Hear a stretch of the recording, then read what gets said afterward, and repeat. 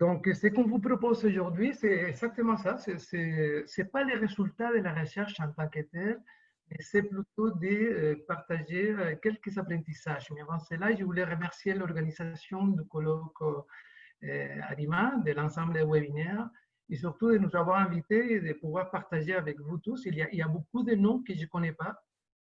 Je ne vois pas les personnes, peut-être, je les connaîtrais. Mais il y en a beaucoup de noms qui ne connaissent pas, donc je pense que les réseaux s'élargissent et puis qu'il y a de nouvelles interactions, donc ça c'est chouette de pouvoir travailler toujours avec de nouveaux mondes et de faire en sorte qu'on apprenne, que les buts de la recherche et de l'action. C'est là, c'est au cœur du centre d'interaction, du partenariat RIMA, que j'ai eu la chance de joindre presque le début de l'aventure, où j'ai eu aussi la chance d'avoir Dina White comme membre de mon jury de thèse, déjà en 2010, et puis qui rapidement m'a parlé du partenariat. Ça a été un coup de foudre vraiment organisationnel, épistémologique, et aussi beaucoup de compatibilité de caractère, et j'ai joint rapidement au réseau. J'ai connu Bordeaux, quartier-ville, un quartier, voilà, le slogan duplique de tous les possibles, et on a appris en matière de connaissances, de méthodes et de pratiques que nous voulons partager avec vous aujourd'hui. Avant de commencer la présentation aussi, je voulais te laisser, Marie-Hélène, quelques petits mots pour ensuite reprendre à notre partage Bon, mais de présentation, mais voilà, tu peux y aller. En fait, vous savez déjà, Geneviève l'a annoncé, je suis directrice du Centre d'action bénévole, mais je travaille dans le milieu communautaire de Bordeaux, quartier-ville, depuis une bonne vingtaine d'années. J'ai eu l'occasion de travailler avec Frédéric assez souvent. Alors, j'étais d'abord directrice de la maison des parents de Bordeaux, quartier-ville pendant 6 ans. Et depuis 15 ans déjà, je suis directrice du Centre d'action bénévole de Bordeaux, quartier-ville. Évidemment, au fil du temps, j'ai eu l'occasion de vivre les changements qui ont eu lieu dans la concertation intersectorielle. J'ai participé à de nombreuses instances de concertation locale et j'étais également membre du SIA de presque toutes les tables du quartier, donc j'ai une longue expérience à ce niveau. Et j'aimerais ajouter que moi, j'ai beaucoup apprécié la recherche et puis les apprentissages qu'on a tirés de ce processus, de cette recherche participative. Et puis, je suis toujours en contact avec José, et puis il ne cesse pas de m'apprendre de nouvelles choses, de me donner des références, de livres et de tout ça. Voilà, c'est ça en bref. Merci beaucoup, Marie-Hélène. Mais ben, en fait, la vraie source de connaissances est vraiment dans les territoires et vraiment chez les acteurs locaux. Nous sommes chanceux. Il n'y a pas que Google, il n'y a pas que les références bibliographiques. Et je pense que c'est vraiment une belle source de connaissances. Mon grand-père me le disait quand j'étais tout petite. Ah bon, je sais, tu commences à étudier, mais sache que la vraie université est dans la rue. Je ne savais pas trop qu'est-ce qu'il voulait dire à l'époque, alors que c'est qu'on nous poussait à étudier, à avoir des diplômes, etc. Mais effectivement, je pense que ça rejoint un peu la philosophie du partenariat ARIMA, où la source des connaissances se trouve par les partenariats entre les mondes académiques, les mondes professionnels et les mondes du territoire, les acteurs du territoire, qui sont une véritable source de connaissances actualisées. Alors, ceci étant, je vais partager donc ma présentation, la présentation que Marie-Hélène et moi, nous avons fait ensemble. Donc, ceci étant, voici, c'est ça, ce qu'on voulait partager avec vous, c'est quels sont les défis, en fait. On s'est posé les questions après quelques années de recherche, mais aussi d'intervention, de participation, où les chercheurs fait partie du terrain de recherche et les acteurs du territoire deviennent des co-chercheurs. Ce sont des espaces de coproduction de connaissances et d'apprentissage collectif intéressants. Et là, il y a une espèce d'alchimie où la théorie se fond un peu avec la pratique donne lieu à de nouvelles approches théoriques. Il y a énormément de connexions qui sont faites sur le terrain, ça donne lieu à de nouvelles questions de recherche, à de nouvelles orientations du processus de coproduction de connaissances. En fait, c'est une recherche qui se laisse influencer par le terrain. Et c'est là où il faudrait vraiment repenser, on le verra plus tard, à de nouveaux rapports entre la science et la société. C'est là où la perméabilité des frontières, elle est vraiment au rendez-vous. C'est à ce niveau-là où on voit certains défis sur les plans théoriques, méthodologiques et pratiques qu'on voudrait partager avec vous, avec plus tard, quelques recommandations pour la recherche, mais aussi pour la pratique, et quelques facteurs clés de réussite qu'on voudra mettre en amont. Alors, oui, ici en plus, je voudrais dire que cette recherche, elle est le résultat de cet apprentissage, en fait, tiré par un projet de recherche qui a été financé par les partenariats RIMAS. Je pense que c'est la plupart des cas ici, mais qu'à ce moment-là, elle est le fruit de l'association entre les acteurs de différentes, ou qui représentent différents secteurs d'activité. Et ça, c'est important de le souligner, parce qu'il y a ces milieux académiques, ces milieux professionnels, ces milieux communautaires, et j'insiste, ce sont des savoirs hybrides. Alors, la notion de concertation, elle est déjà un défi en tant que tel. Je me rappelle que j'étais très content, je ne sais pas si tu te rappelles, Dina, en 2011, déjà la première année de postdoc, je suis allé, bon, j'ai trouvé les clics, ça m'a paru vraiment le terrain de recherche idéal pour faire une étude sur la gouvernance intersectorielle dans le secteur de la santé. Alors, je rigole beaucoup parce que là, depuis que je suis rentré en contact avec les acteurs du territoire, ils m'ont filé deux messages clés que j'ai dû retenir jusqu'au dernier jour de la recherche. D'abord, aussi, la notion de gouvernance ne nous tend pas là. Oublie ça. Elle soulève beaucoup d'enjeux qu'on ne peut pas intégrer dans le cadre de cette recherche-là. Et nous, on n'est pas tout à fait d'accord. Alors, il va falloir penser à d'autres sujets de recherche ou d'autres formes d'approximer à ton sujet de recherche, et c'est là où j'ai adopté la notion de concertation intersectorielle. C'était déjà la première négociation sur les plans conceptuels, et il y a eu des négociations conceptuelles à ce niveau-là. Et la deuxième, c'était le secteur d'intervention, la santé. Alors, c'était carrément intéressant aussi parce qu'il y a un processus, une démarche de planification sociale, de planification et développement social mise en place par les CLIC entre 2013 et 2014, et la santé n'était pas au cœur de leurs priorités. Il y avait 5 ou 6 axes d'intervention dont la santé ne faisait pas partie. Bien entendu, si on pense à la santé comme un ensemble d'enjeux et de déterminants sociaux, effectivement, il y a toujours l'interrelation entre les transports, l'alimentation, les logements, le travail, etc., et la santé des populations. Et à ce moment-là, deux grands moments, pas de crise, mais des confrontations d'opinions, de visions du monde, des logiques d'action qui sont au cœur de la démarche de la concertation intersectorielle et la gouvernance en réseau. Donc, pas de gouvernance, pas de santé. Débrouille-toi. Et c'est à ce moment-là où cette recherche sur la concertation intersectorielle, la gouvernance en réseau, que j'ai fait plus tard, dans le cadre de mes réflexions un peu en tant que chercheur, ont pris toutes leurs formes. Et à ce niveau-là, avant de donner la parole pour l'illustration plus concrète de qu'est-ce qui est les CAB, les centres d'action bénévole qui est coordonné par Marie-Léna et son équipe, et peut-être deux définitions comme point de départ pour un peu positionner sur qu'est-ce qu'on a voulu dire ou qu'est-ce qu'on a voulu comprendre ou définir comme gouvernance en réseau et comme concertation intersectorielle dans le cadre de cette recherche. Ça ne veut pas dire que c'est une définition. Ça ne veut pas dire que c'est notre seule compréhension du phénomène, mais quand même, c'est une définition qui était plus qu'un point de départ. Alors, pour la gouvernance en réseau, on était tous d'accord que nous comprenions tout mouvement de décentralisation de la prise de décision impliquant une multiplicité d'acteurs clés et de secteurs d'activité dans les processus de planification, de mise en place et d'évaluation d'un projet ou d'un programme donné. En fait, c'était le partage de la prise de décision orientée vers la résolution des problèmes et des défis par une organisation donnée. Son programme, un protocole, une table locale, n'importe quelle organisation.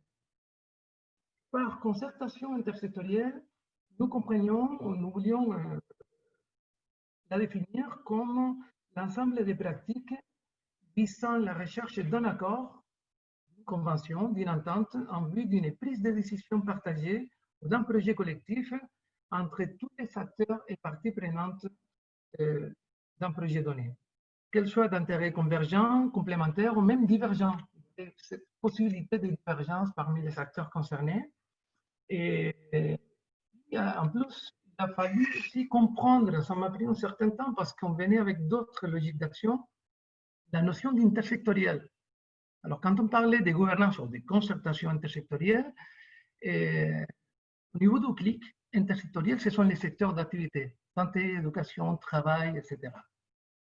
Mais quand on parle, et vous allez le voir dans la littérature, sur la concertation intersectorielle, notamment anglo-saxonne, cross-sector collaboration, ce sont des secteurs des sociétés quand on parle d'intersectoriel ou d'intersectorialité.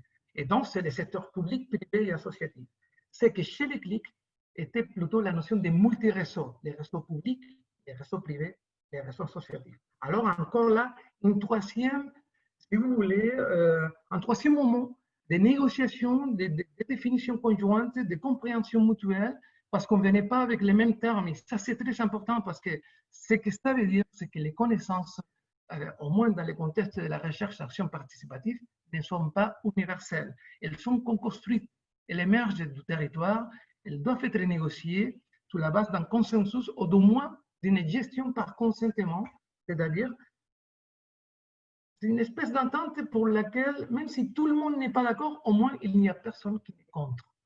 Ça, c'est très intéressant. On a commencé la recherche avec ces premiers éléments, ces premiers moments de négociation et avec la création d'un comité de recherche, un comité de recherche sur la concertation intersectorielle, ce qu'on appelle les CRCI. À ce moment-là, je pense qu'il n'y a pas plus d'intéressant dans une conférence que d'avoir des éléments d'illustration pratique sur ce qu'on veut faire, sur ce qu'on veut partager, aussi en matière de concertation intersectorielle ou de gouvernance en réseau. Et c'est pour cela que Marilena est aujourd'hui avec nous pour nous montrer tout son savoir-faire, mais d'abord son structure qui est censée vraiment, ou qui tient au cœur sous la concertation intersectorielle dans les quartiers Bordeaux, quartier-ville. Donc Marilena, le plancher, c'est à toi. Moi je vais essayer de vous présenter brièvement le Centre d'action bénévole de Bordeaux-Quartier-Ville, que je vais nommer à partir de ce moment CAB, c'est plus simple. Et cela en tant qu'acteur impliqué dans le réseau d'action collective à Bordeaux-Quartier-Ville. Et je vais essayer à vous montrer comment nous faisons notre petit effet dans la communauté pour reprendre le thème de l'ARIMA. Alors, en 2013, lors du dernier processus de planification stratégique, nous avons décidé de reformuler notre mission parce que l'ancienne, qui était partagée avec tous les cadres de la Fédération des centres d'action bénévole, ne reflétait plus assez bien notre philosophie d'action ainsi que le sens que nous donnions à l'action bénévole. Alors, notre mission qu'on a actuellement, c'est de favoriser l'engagement social et la mobilisation citoyenne dans le but de renforcer le tissu social de la communauté. Et en même temps, c'est donner pour la première fois une vision très belle, à mon avis, je pense que vous serez d'accord avec moi, promouvoir l'action bénévole afin que le CAB soit un carrefour d'implication sociale, de rencontres entre divers acteurs sociaux interpellés par le bien-être de la communauté. Bref, d'entrée en jeu, vous voyez que de par la nature même de notre organisme, nous ne pourrions pas travailler en silo. On est, on désire l'être, en constante relation avec les autres acteurs du milieu. Alors, en ce qui concerne nos activités et nos services, je ne vais pas entrer en détail parce que vous avez notre site web, vous pouvez regarder pour avoir plus d'informations. On met beaucoup d'accent sur les séminaires d'information. On est beaucoup sur le terrain pour faire des rencontres d'information, de réflexion, d'échange sur l'action bénévole. Et cela dans les écoles secondaires, auprès des étudiants du Collège Bois de Boulogne, également auprès des adultes dans les classes de francisation du Collège Bois de Boulogne, dans les organismes communautaires.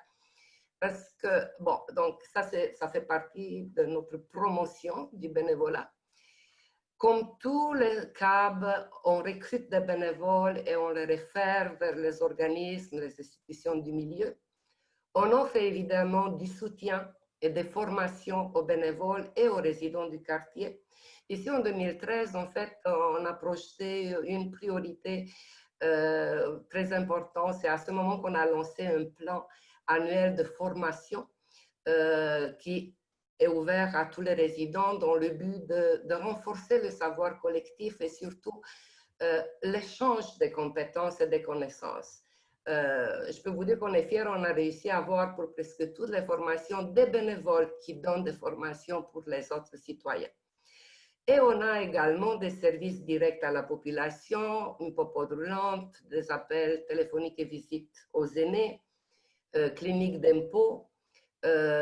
Tous ces services étant donnés par des bénévoles. Donc, on voit ici le fil conducteur qui nous relie à notre mission parce qu'on peut donner ces services tant que les bénévoles sont intéressés à le faire. Et on a également un projet auquel je ne croyais pas vraiment, ça fait déjà 15 ans, un projet qui a été mis sur pied à l'initiative d'une bénévole qui venait dans nos bureaux pour tricoter, puis voulait faire un grand groupe de tricoteuses. Bref, ce projet a tellement explosé qu'on a plus de 50 bénévoles qui tricotent pour des vêtements pour les familles défavorisées du quartier. Ben alors voilà, c'est ça en grand ligne. Alors, changement de diapo, pour vous montrer donc quelques messages clés à la vie à la concertation intersectorielle. Et en fait, ce sont pas des facteurs encore de réussite, mais quelques éléments qui, en fait, la concertation intersectorielle est multidimensionnelle. Donc, ce qu'on a pris en considération pour mieux comprendre cette approximation, cet abordage sur ces pratiques qui est vraiment complexe. Donc, tout d'abord, la gouvernance en réseau. Vous avez vu tout à l'heure, la gouvernance étant au cœur de mes démarches, est devenue comme une dimension de la concertation intersectorielle. Rôle de changement, mais finalement, ça fait du sens pour nous tous. Nous voyons ici, dans la gouvernance en réseau, une forme de collaboration supérieure au système hiérarchique public et aux structures néolibérales du marché. En fait, c'est quelque chose qui est beaucoup plus complexe et puis qui se développe dans la mesure où elle permet de coordonner et maintenir les échanges avec une certaine souplesse. La notion de gouvernance comme un partage de la prise de décision, mais un réseau d'acteurs. Et encore là, un autre élément qui est très important à prendre en considération. Un acteur, pour nous, ce n'est pas une organisation seulement, ou ce n'est pas qu'une personne. C'est vraiment une organisation et son porte-parole. Et c'est là, parce qu'une organisation peut avoir même plusieurs porte-paroles et ça détermine un acteur. Et il y a même des changements de porte-parole. Vous serez peut-être plus ou moins d'accord avec moi.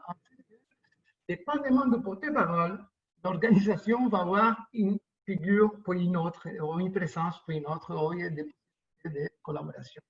Alors, ça, vraiment, ce tandem, ce binôme entre l'organisation et son porte-parole détermine ce qui est le réseau d'acteurs d'une structure complexe comme, par exemple, les tables locales de concertation. Un autre élément qui nous semblait essentiel, c'est vraiment la question des partenariats. Ça a émergé dans tous les discours, de toutes les manières possibles, et les pratiques partenariales se trouvent toujours au cœur de l'action concertée. Les actions menées autour de l'aménagement du territoire, du développement de la vie des quartiers, de la lutte contre l'insalubrité des logements, ont donné lieu à une mobilisation importante à Bordeaux, au quartier-ville, des partenaires, de toutes sortes de partenaires, notamment publics et associatifs, mais il y en a aussi l'économie sociale. Ici, la question de l'efficacité du partenariat est particulièrement centrale. Et nous, dans une nouvelle expérience sur les innovations territoriales que j'ai mis en place à Marseille, à Bordeaux et à Paris, mes partenaires ils me demandent beaucoup sur l'impact social de ces interventions-là. Et donc, du coup, aux trois questions que je me pose toujours dans mes recherches sur comment ça marche, pour qui et dans quelles circonstances, j'ajoute maintenant avec quel impact, notamment l'impact social, et qui, comme d'habitude, est multidimensionnel. Troisième élément qui nous semble vraiment important, c'est le leadership collectif. Attention, la notion de leadership telle qu'on la connaît se fondait beaucoup sur le charisme des personnes, elle est toujours là. Ce charisme, cette personne, ces porte-parole de telle organisation est toujours là, mais quand même, pour pour un processus plutôt démocratique et performant de la concertation territoriale, la notion de leadership collectif, elle est centrale. Elle permet cette modalité de leadership d'établir des balises concrètes en ce qui concerne la coordination de l'ensemble des membres d'un réseau d'acteurs. La notion de coordination ici, vraiment, elle est au cœur de la démarche. C'est clair que pour nous, la coordination au sein du réseau permet d'ouvrir des espaces favorables à la concertation entre les membres, mais elle peut aussi vraiment soulever des problèmes pour tout ce qui est la mise en œuvre concrète des partenariats et d'actions concrètes. Il y avait beaucoup de divergences et ça c'est tout à fait normal. Ce qui est intéressant ici, c'est de mettre en place un dispositif de gestion de conflits vraiment nous permettant de mieux comprendre l'ensemble des controverses et des divergences qu'il y a entre les acteurs concernés et qui sont normalement à la veille d'un processus innovateur. Comme on l'a dit dans la théorie de l'acteur réseau, autrement dit la théorie de la traduction, la controverse est toujours l'étape préalable de toute innovation. Le dernier élément qui nous semble vraiment important, c'est le partage des connaissances et des valeurs. On l'a vu tout à l'heure que même pour la définition des éléments clés d'une recherche, même pour les points de départ, on a déjà commencé à négocier parce qu'il y avait plusieurs backgrounds, plusieurs du monde, plusieurs logiques d'action. Et donc, ce partage des connaissances et des valeurs entre les acteurs concernés nous semblait essentiel en ce qu'il contribue au développement des rapports de confiance, de l'engagement mutuel. Ça donnait lieu aussi, ça a été quand même corrélé à l'amélioration de la performance des groupes de travail créés par les réseaux locaux. Dépendamment de la structure, il y a plusieurs formes d'organisation. Au CLIC, il y avait les démarches, les comités de projet, par exemple, donc il y a plusieurs formes de mettre en place un projet donné, et tout cela était fondé fondamentalement sur le partage de connaissances. Maintenant, je passe la parole pour les commentaires, mais aussi pour parler des types de liens avec les autres acteurs du milieu, à Marie-Hélène. Comme je vous ai dit au début de ma présentation, je représentais le CAB en tant qu'acteur dans le système. Alors, il me semblait pertinent de regarder un peu le type de lien que nous avons avec les autres acteurs du milieu. Et j'aimerais mentionner que, étant donné qu'il y a beaucoup d'essence qu'on donne en termes de partenariat et concertation, je m'inspire de définitions données par Denis Bourque, auquel j'adhère totalement, dans son livre Concertation et partenariat entre leviers et pièges de développement des communautés. Alors, on a des relations de collaboration qui ne sont pas synonymes de coopération, comme Denis Bourque le mentionne, des relations pas très formalisées, structurées. Et ici, j'ai mis d'abord le CIUS, avant C3S, avant CLC, qui nous réfère des aînés pour nos services. Et également la référence des bénévoles vers des organismes et institutions, même si évidemment on réfère des bénévoles vers des organismes avec qui on travaille dans d'autres projets de partenariat. Mais comme type de lien, je préfère le mettre ici, de relations de collaboration. On est très présent dans la concertation locale, mais je vous le dis au début, on fait des choix stratégiques. On choisit les instances qui sont liées à notre mission, les comités de travail qui sont pertinents, et en même temps, pour ne pas tomber dans la hyper-concertation, on se partage les tâches de représentation au sein de l'équipe de travail. Alors, on fait partie, je pense que bon, ça c'est pas mentionné, on fait partie de la concertation, dans le diaporama, on participe à la table de concertation intersectorielle thématique, notamment table de concertation jeunesse et table de concertation des aînés. Et on participe évidemment au CLIC, aux réunions du CLIC, à la table centrale. Moi, j'étais membre l'année passée, mais la dernière fois aussi, du comité de planification développement social du CLIC. Et on a décidé, suite à cet exercice, de prendre le leadership d'une action collective qui a été projetée l'année dernière. Et notamment, cette orientation, c'est de centraliser l'offre de formation citoyenne, la promouvoir dans le quartier et ouvrir sur les possibilités d'engagement citoyen. Alors, pour le partenariat qui pour nous, c'est un peu en fait l'indicateur de la réussite de la concertation et de nos actions de collaboration de toutes sortes. On a plusieurs projets en partenariat et j'aimerais mentionner qu'il y a comme deux catégories. Il y a des projets en partenariat forts et solides qui sont issus de la concertation, mais on a également nos projets en partenariat avec d'autres organismes communautaires ou institutions.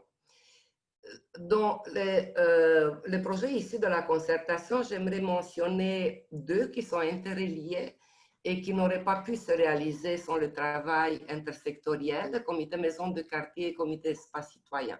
En fait, pour faire ça le plus court possible, le comité maison de quartier, on est plusieurs dans ce comité existe depuis 2008, je pense, et il réunit une dizaine de directeurs d'organismes communautaires, des organisatrices communautaires et des représentants de la ville de Montréal.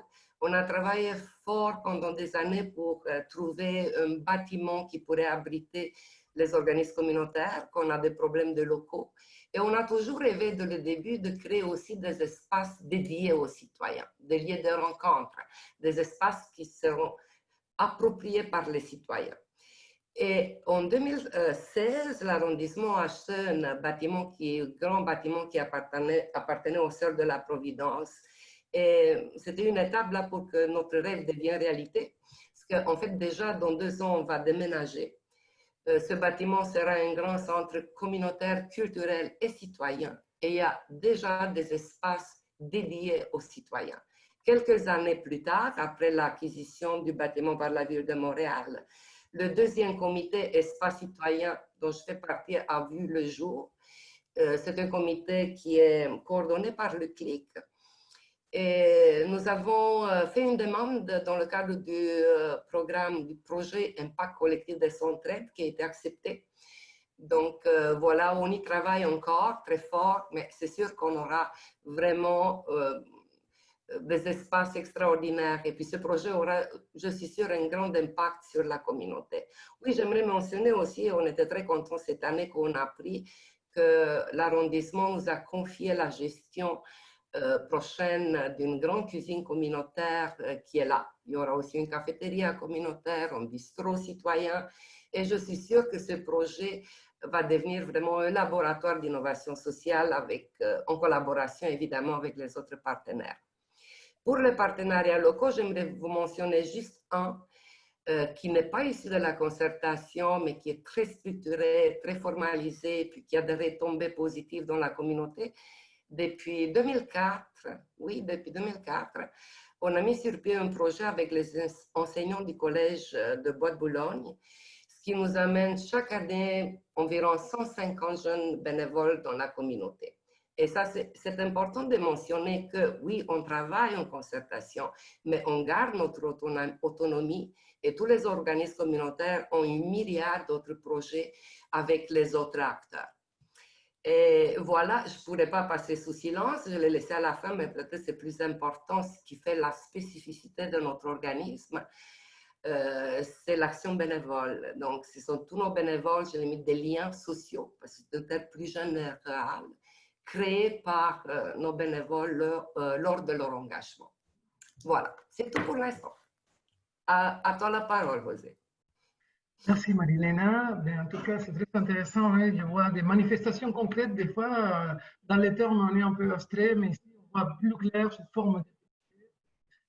Il faudrait voir peut-être plus tard quel impact social de tout cela. Ça serait vraiment chouette. Donc ici, et puis en parlant bien sûr de l'impact social, pourquoi pas partager avec vous quelques recommandations pour la recherche, pour d'autres études. Donc, dans un premier moment, il me semble vraiment essentiel de proposer la réalisation des études sur la concertation territoriale dans des contextes locaux distincts et puis faire des comparaisons. Ça, c'est intéressant d'établir un réseau. C'est un peu, je pense que c'est du partenariat humain, mais pour cela, il faut quand même soit des approches méthodologiques, soit des approches conceptuelles similaires, sinon les mêmes, pour que les comparaisons soient faisables. Pour ne pas avoir des soucis épidémiologiques, ou épistémologique, pardon, il va falloir penser à des structures, si vous voulez, conceptuelles et méthodologiques permettant ces comparaisons entre les différents contextes locaux. Il faudrait aussi étudier peut-être en même cas, mais avec des temporalités différentes. Ça, c'est intéressant parce que ce sont des études longitudinales. Nous, on arrête, on va, on fait la visite. C'est un peu safari, hein, ça fait safari, on prend les photos, on revient, puis on montre les photos dans les murs de notre compréhension des choses, mais ce que la concertation, ça continue dans le terrain local, ça évolue. Et donc, l'effet d'intégrer là, soit un observatoire de pratique, et que ça reste même après, le départ du chercheur, ou soit d'établir un partenariat continu, parce qu'il y a un centre de recherche, et qu'on a la chance de l'avoir dans les cieux du centre d'interaction, ben, ça pourrait être intéressant d'établir des concertations continuelles pour que, effectivement, ces processus de coproduction de connaissances s'établissent en continu. Ou encore là, identifier, explorer des problématiques de recherche communes à des acteurs de terrain aux intérêts divergents. Répondre à toutes les questions. Normalement, la question vient son projet clairement et ces négociations, en fait, je pense que un des moments les plus intéressants de la recherche pour moi, c'est la constitution du comité de recherche de la concertation intersectorielle et la négociation avec les membres du comité pour chacune des étapes de la recherche, y compris les questions de recherche, y compris les cadres théoriques, y compris les dimensions, y compris la participation du comité de recherche dans la démarche de planification de développement social du CLIC. Donc, c'est là où le chercheur est devenu co-acteur local. Et donc, c'était vraiment intéressant cette implication dans les deux sens. Dans un deuxième temps, puis étant donné la nature innovatrice de la concertation intersectorielle, je pense que est nécessaire de mieux comprendre les stratégies sous-jacentes à cette concertation, en matière, par exemple, des changements sociaux. Quel est le lien entre les concertations intersectorielles et les changements sociaux? L'émergence des dynamiques d'entrepreneuriat durable, par exemple. La question de l'entrepreneuriat était vraiment absente. Et puis, je trouve que ce sont de nouveaux acteurs. Les entrepreneurs sociaux ou les entreprises sociales sont de nouveaux acteurs, sont des acteurs qui sont déjà là, mais qui ne sont pas pris en considération pour les structures dominantes publiques, par exemple, ou publiques associatives. Il y a aussi l'émergence d'autres types d'approches, comme par exemple les approches culturellement sensibles. Dans les cas du CLIC ou dans les cas de ces recherches, oui, effectivement, on était pas mal, puis il y avait des associations qui travaillent très fort dans un quartier où il y a au moins les 65% de taux d'immigration. Et finalement aussi, une sensibilité aux approches managériales fondées sur les genres. La diversité ou les inégalités des genres sont vraiment au cœur de la démarche des territoires favorisés. Un troisième élément, en matière de recommandations, c'était aussi, disons que parce que la gouvernance en réseau, c'est une dimension de la concertation intersectorielle, on va le dire comme ça, les innovations issues de la concertation intersectorielle nécessitent des stratégies de gestion et de planification. J'insiste, c'est très important qu'on parle de stratégie, qu'on parle d'innovation, même si c'est de l'innovation sociale, que nous connaissons aujourd'hui comme la réponse collective à des enjeux de société, mais il me semble vraiment que c'est vraiment important de développer des compétences en matière de gestion des projets. Et c'est que de gestion des projets intersectoriels, des projets territoriaux, mais là, il y a énormément de compétences qui sont mises un peu à côté de la plaque. Il nous semble aussi que ça serait intéressant d'établir ou de s'en servir d'une mixité des outils de recherche. À la fois, les approches quantitatives est très importante pour avoir une vision globale de la réalité, du phénomène étudié, mais aussi pour aller un peu plus en profondeur, pourquoi pas intégrer des approches qualitatives nous permettant de complexifier le regard sur un phénomène qui est déjà complexe. Puis, enfin, mais pas moins important, la question bon, est-ce que la concertation intersectorielle peut être considérée comme un levier de l'innovation sociale? Elle fera partie de l'innovation. Est-ce qu'elle est en elle-même une innovation sociale? Est-ce qu'elle est au cœur d'une démarche de transformation sociale au cœur du territoire. En fait, ce sont quelques questions qu'on se pose. Si est-ce que c'est l'innovation sociale qui donne lieu à la concertation, ou du moins à des nouvelles formes de concertation, mais pour moi, c'est clair que quand on interagit de la sorte avec tellement de multiplicité d'acteurs et de secteurs d'activité, il y a quelque chose de nouveau qui émerge là-dessus. Que ce soit sur le plan social, organisationnel, territoire, mais il y a une sorte de transformation, ne serait-ce que, même au niveau de la recherche, ne serait-ce que pour la réponse aux entretiens, il y a plus d'un répondant qui me disait, mais voyons donc, je sais là, ne serait-ce que par le fait de parler avec toi, ce qu'on fait tous les jours, ça me fait regarder, ça me fait voir ma réalité autrement. Et ça, je trouve ça vraiment intéressant. C'est déjà une contribution de la recherche à l'action, ne serait-ce que par l'interaction du chercheur avec les acteurs du territoire et à l'envers, il y a des transformations qu'on verra tout à l'heure. Mais je laisse en notre temps à Marie-Hélène donner quelques recommandations pour la pratique. Je pense qu'un premier pas vers le succès, la réussite de la concertation, c'est de réussir à mobiliser beaucoup d'acteurs de toutes les catégories possibles lors du processus de planification en développement social. Parce que c'est à ce moment que nous faisons le bilan de ce qui a été accompli, nous projetons les actions à venir. Donc, il me semble très important d'avoir beaucoup d'acteurs.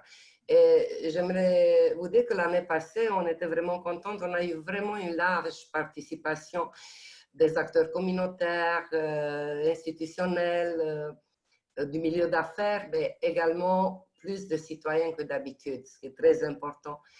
Alors, suite à cette démarche, nous avons projeté 4 grands changements dans le quartier et 23 actions. Chaque action a autour un comité de travail et un organisme, institution ou table de concertation qui devient porteur, donc qui assume le leadership de ce comité. Vous voyez déjà, c'est beaucoup. Devant une telle multiplicité d'actions, il y a plusieurs défis qui se posent, peut-être même plus que je vois que je vous dis, mais c'est important d'abord, je pense, de trouver des acteurs qui sont vraiment interpellés, qui ont intérêt accru pour l'action choisie. C'est de réussir à susciter l'engagement de tous dès le départ et surtout de les maintenir au fil du temps. Alors, comme toujours, et j'ai pu le constater au fil du temps vécu à Bordeaux-Cartierville, il y a certains comités de travail qui aboutissent à des partenariats forts, efficaces, comme José mentionnait avant, et d'autres moins. Et il y a sûrement plusieurs facteurs qui expliquent cet écart. Ensuite, moi, je pense que nous devons avoir comme préoccupation, tous les membres du CLIC, l'intérêt puis le désir d'améliorer nos pratiques partenariales. Et ici, il me semble important, mais je ne l'ai pas encore proposé à la table juste il y a quelques années qu'on n'avait pas vraiment le temps de le faire, il me semble important de faire, une auto-évaluation de nos pratiques partenariales et de nos dynamiques ou mécanismes de concertation d'une façon périodique. Ça pourrait être fait au moins tous les 5 ans pour garder un temps avant de se lancer dans le plan d'action, de regarder ensemble, voici quels sont les facteurs qui ont favorisé des partenariats forts. Qu'est-ce que nous devrions améliorer? Et je pense que même si on est très occupé, si on organise cet événement bien à l'avance, ça pourrait nous servir à tous. Et à part cela, bon, le partage des connaissances mentionné par José Carlos est évidemment essentiel. Et je pensais qu'on pourrait également organiser des rencontres à la table avec la présence d'un chercheur et un de vos étudiants peut-être qui serait intéressé à faire partie pour faire des rencontres, des discussions, faire des discussions vraiment ouvertes sur la concertation intersectorielle afin de prendre du recul par rapport à nos intérêts, par rapport à nos préoccupations quotidiennes, parce que ça va nous servir sûrement de mieux comprendre la complexité d'un réseau d'action collective. Ça pourrait ouvrir la porte à plus de débats et finalement, en fin de compte, à des pratiques plus innovantes. Donc, dans ces 2 recommandations, je vois vraiment des terrains de rencontre entre la recherche et la pratique sur le terrain. Et puis, il faut dire également que juste le fait de travailler en concertation, qui est un modèle relativement nouveau, c'est un processus d'apprentissage en soi. Mais avoir aussi un regard de l'extérieur, je pense que ça pourrait nous servir pour mieux comprendre les processus de travail en intersectorialité. Lors de notre projet de recherche, j'ai beaucoup apprécié la discussion qui était animée par José Carlos, le groupe de discussion sur nos pratiques de concertation.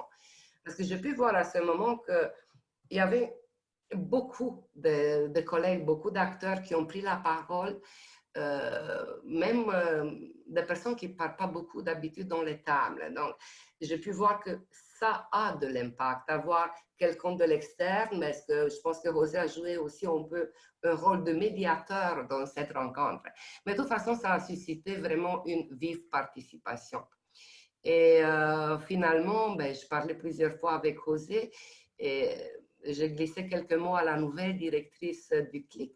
J'aimerais bien que, une fois cette tempête de Covid partie, qu'on pourrait organiser un World Café à Bordeaux-Cartierville pour parler de notre recherche et surtout des apprentissages qu'on peut tirer de cette recherche. Donc, merci beaucoup Marie-Léna et merci Geneviève. On avait ici, je vous les laisse, une réflexion qui a été déjà partagée au sein du colloque d'Arima sur les transformations mutuelles pour les pratiques et pour la recherche. Et donc, je ne vais pas m'élargir là-dessus, mais bon, en fait, nous avons considéré qu'effectivement, il y a une transformation de part et d'autre, il y a une influence mutuelle qu'on apprécie énormément et qui, effectivement, pour les pratiques, il y a toute une transformation au niveau des nouveaux savoirs, des nouveaux espaces d'apprentissage et des nouvelles formes d'articulation de l'action. Mais aussi pour la recherche, je pense que c'est important de réfléchir à quelle est la relation aujourd'hui entre la science et la société, quel est le rôle du chercheur-acteur, où on est en tant que médiateur, en tant que facilitateur, en tant que traducteur des connaissances, et qu'est-ce qu'on fait, comment mobilise-t-on, quelles sont les nouvelles formes de transfert, de mobilisation, de coproduction, de traduction des connaissances. Là, c'est vraiment intéressant, c'est une belle étape devant moi aussi, et que nous avons devant nous, pour réfléchir à comment peut-on faire, effectivement, que ces connaissances soient mieux partagées. Je pense qu'on peut arrêter ici pour donner lieu à la discussion. On avait une dernière diapo qui ne disait pas, mais ce sont les conditions favorables, les contraintes de la concertation. Ça, on peut revenir sur la discussion. Nous vous remercions énormément. Merci Marie-Léna, merci Geneviève pour la gestion du temps et merci à vous tous pour l'attention et la patience.